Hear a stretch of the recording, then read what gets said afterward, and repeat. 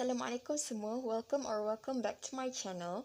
So, sebelum ni saya ada post satu video yang menceritakan tentang 5 cerita creepypasta.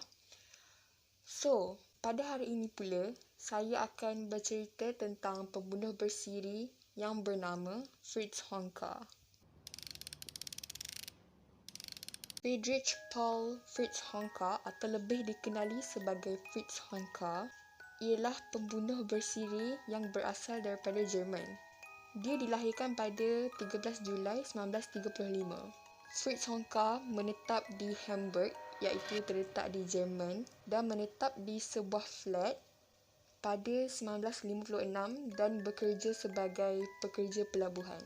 Pada tahun tersebut juga, dia mengalami kemalangan. Kemalangan tersebut menyebabkan hidungnya patah dan dia mengalami kecacatan mata. Pada 1957, dia telah berkahwin.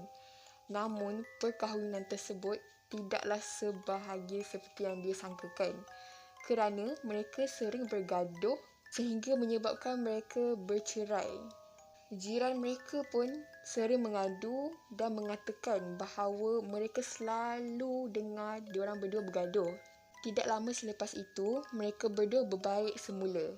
Namun, mereka berpisah buat kali kedua dan secara bagus, di mana mereka tiada lagi apa-apa hubungan antara satu sama lain. Isteri Fritz Honka menyatakan bahawa perkahwinan mereka tidak berjaya oleh kerana Honka sendiri merupakan kaki botol, di mana dia kuat minum arak. Setelah bertahun-tahun berpisah dengan isteri dia, pada tahun 1972, dia telah membuat percubaan memaksa seorang wanita yang bernama Ruth Dufner untuk melakukan hubungan intim dengan dia dan seorang lagi perempuan yang bernama Irmgard Albrecht. Namun begitu, Ruth berjaya melarikan diri daripada genggaman Fritz Honka dan melaporkan dia kepada pihak polis. Fritz Honka dikenakan denda, namun begitu, hukuman cubaan merogol terhadap dia tidak dijatuhkan. Kira dia macam kena bayar denda je, macam dia tak bersalah. Mulai hari itu, Honka mula pergi ke sebuah kelab malam yang bernama The Golden Glove. Dia sering pergi ke kelab tersebut untuk mencari wanita-wanita baru untuk dia menjalankan hubungan intim. Pada 1970, dia telah melakukan pembunuhan pertama dia terhadap seorang wanita yang bernama Gertrude Brewer di rumahnya. Sebab utama dia membunuh wanita tersebut adalah kerana wanita itu enggan untuk melakukan hubungan intim dengan dia. Honka membunuh wanita tersebut dengan mencekik wanita itu sehingga mati. Mayat wanita itu pula, Honka telah memotong dan menjahit wanita itu kepada beberapa bahagian dan menyorokkan mayat wanita tersebut di kawasan-kawasan yang berdekatan. Pihak polis menjumpai mayat tersebut, namun begitu, pihak polis tidak tahu siapa dalang di sebalik semua ni. Selepas 4 tahun, Honka melakukan lagi pembunuhan, kali ini kepada wanita yang bernama Anna Bushel di rumahnya.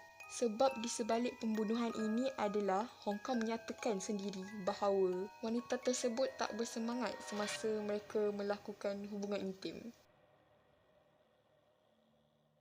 Pada 1974, Honka membunuh lagi seorang wanita yang bernama Frida Roblick dengan cara yang sama, iaitu dengan mencekik wanita tersebut sehingga mati.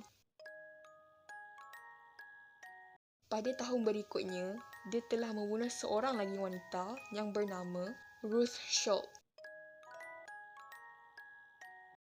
Bermula daripada mangsa kedua hingga mangsa keempat, Honka telah memotong bahagian-bahagian mayat wanita-wanita tersebut dan menyembunyikannya di dalam rumahnya. Mangsa-mangsa Honka merupakan pekerja-pekerja pelacur dan kehilangan mereka tidak dilaporkan kepada pihak polis. Ramai mengadu bahawa mereka terbau seperti sesuatu yang mereput, bau yang busuk sangat. Tetapi Hongka seringkali memberi alasan bahawa bau-bau busuk tersebut datang daripada jiran bawah dia.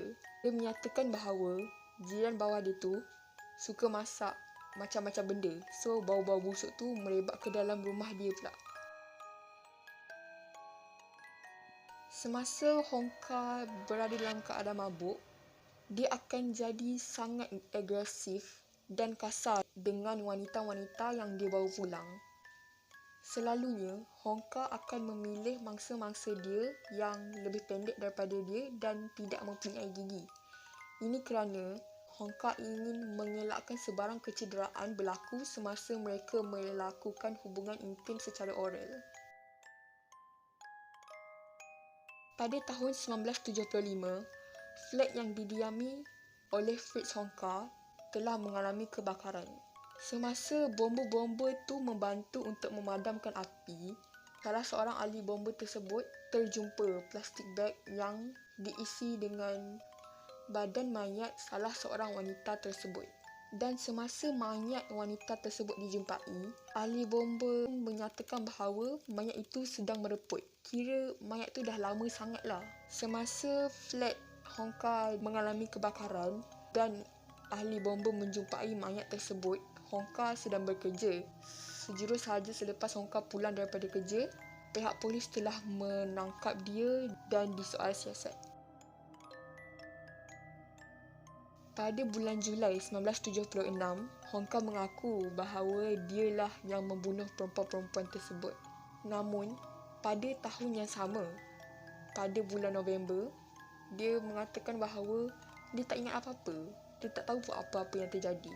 In custody, Hongka mengaku semula bahawa dia yang membunuh wanita-wanita tersebut. Dan sebab Hongka melakukan pembunuhan tersebut adalah Hongka menyatakan bahawa keempat-empat wanita tersebut telah memandang remeh dengan cara Fritz Hongka melakukan hubungan intim dengan mereka. Dia telah dijatuhkan hukuman penjara selama 15 tahun di hospital sakit mental. Pihak doktor menyatakan bahawa alkohol yang diambil oleh Hongka merupakan punca utama Hongka melakukan pembunuhan-pembunuhan tersebut.